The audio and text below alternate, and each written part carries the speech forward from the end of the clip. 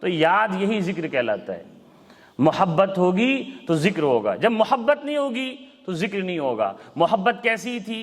حضور پاک صلی اللہ علیہ وسلم نے اپنے ساتھیوں کو جام محبت کیسا پلایا تھا، محبت کا جام کیسا صحابہ کو پلایا تھا، اس کی ایک مثال آپ کو واقعہ بتاتا ہوں۔ بیہقی نے ایک واقعہ بیان کیا ہے۔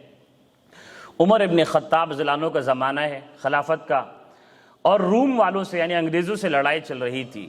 انہوں نے ایک لشکر بھیجا جنگ کے لیے، اس کے سردار غالباً حضرت عبداللہ ابن حذافہ رضی اللہ عنہ تھے، صحابی رسول۔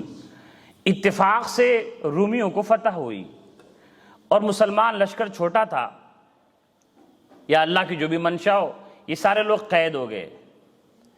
رومی بادشاہ نے ان سپاہیوں کو، مسلمان سپاہیوں کو اپنے دربار میں بلایا، اور عبداللہ ابن حذافہ رضی اللہ عنہ پر نظریں گاڑ دی اس نے، کیونکہ صحابی تھے، وہ تو ہر جگہ نمایاں ہو جاتے تھے۔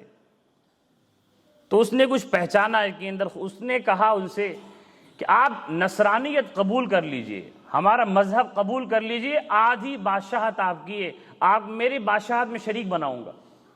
دیکھیں، دنیا داروں کا تو مقصدی جاہ ہو، سلطنت ہوتی ہے، وہ تو کسی بھی دام پہ یہ چیز نہیں قربان کر سکتے، آپ دیکھ ہی رہے ہیں۔ لیکن وہ دنیا دار بادشاہ کہہ رہا ہے کہ تم نصرانی ہو جاؤ، میں تمہیں بادشاہت میں آدھے کا شریک کروں گا۔ انہوں نے کہا تو کوئی سوال ہی نہیں۔ تو اس نے کیا کیا؟ اس نے کہا، سپاہیوں کو حکم دیا کہ ان کو سولی پہ چڑھاؤ، اور صرف پھانسی سے نہ مارو، پہلے تیر چلاؤ ان کے اوپر، اور ایک ساتھ تیر کے زخم بھی لگے۔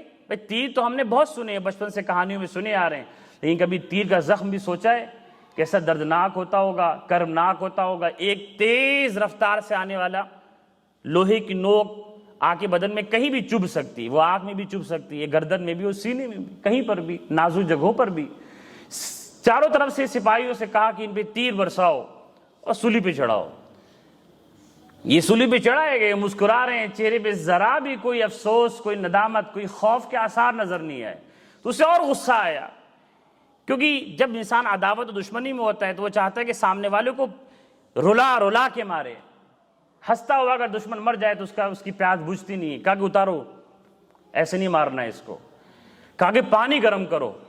ایک بڑے برتن میں، دیگ میں پانی ڈالا گیا، اور تیز آگ جلا کے پانی کو کھولایا گیا۔ پانی جب ابلنے لگا، اس بڑے برتن میں پانی ابلنے لگا، تو اس نے حکم دیا کہ قید خانے سے قیدی لاؤ، اور ان کے سامنے، ان کے آنکھوں کے سامنے اس قیدی کو اس پانی میں ڈالو، تاکہ پہلے اس میں جل کر بھر کر مرنے کی تکلیف ان کے سامنے آئے تو یہ آدمی روتا ہوا مرے۔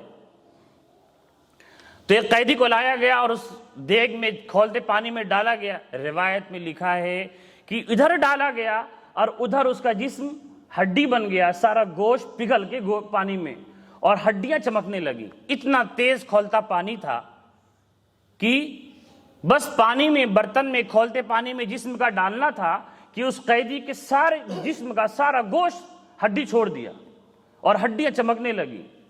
کتنا خوفناک منظر رہا ہوگا وہ۔ یہ منظر دیکھنا تھا کہ عبداللہ ابن حذافہ رضی اللہ تعالیٰ رونے لگے۔ کسی آپ سوچے ذرا کہ اگر ہم بھی ایسے مقام پر پہنچے اور معلوم ہو کہ ہمارا یہی حال ہونا ہے، اور اللہ کے لیے یہ سزا ہے، مَا نَقْمُ مِنْهُمْ إِلَّا أَن يُؤْمِنُوا بِاللَّهِ الْعَزِيزِ الْحَمِيدِ۔ حضور پاک صلی اللہ علیہ وسلم کے زمانے سے تقریباً 3 صدی پہلے کا واقعہ ہے کہ اس زمانے کے بادشاہ نے مسلمان ہو چکے عوام کی ساری مسلمانوں کو، مرد اور عورت، بچوں کو، سب کو اس نے آگ میں جلا دیا تھا۔ دنیا میں بڑے ظلم ہوئے ہیں، ظلم کی داستانیں پڑھنی چاہیے۔ چنگیز خان کا ظلم آپ نے پڑھا ہوگا کہ اس نے حملے کیے، اور اس شہر کے کئی شہروں میں ایسا ہوا، وہاں کے عوام کو قتل کر کے نیزوں پر ان کی کھوپڑیاں لگا کر قلعہ کی دیوار بنائی تھی۔ نہ جانے ظلم دنیا میں کتنا ہوا، اور اللہ جل شانہ صرف اور صرف حلم کیے جا رہے ہیں، اور آخرت کا عذاب تو تیار ہے۔ رونے لگے حضرت عبداللہ ابن حذافہ رضی اللہ تعالیٰ عنہ۔ تو بادشاہ نے پوچھا کیوں روتے ہو؟ کہنے لگے میں رو اس لیے رہا ہوں کہ میں ابھی اس میں ڈالا جاؤں گا، اور میرے پاس ایک ہی جان ہے، اور یہ تکلیف مجھے ایک ہی بار جھیلنی ہے۔ کاش میرے پاس 100 زندگیاں ہوتی اور میں 100 بار اللہ کی محبت میں، اللہ کے راستے میں اسی طرح جل کر پگھل جاتا۔ یہ ہے وہ محبت جو نبی پاک صلی اللہ علیہ وسلم کی مجلس سے اس میں شریک ہونے والے ایک عام صحابی کو حاصل تھی۔ اس محبت کے بغیر ایمان کامل نہیں ہو سکتا۔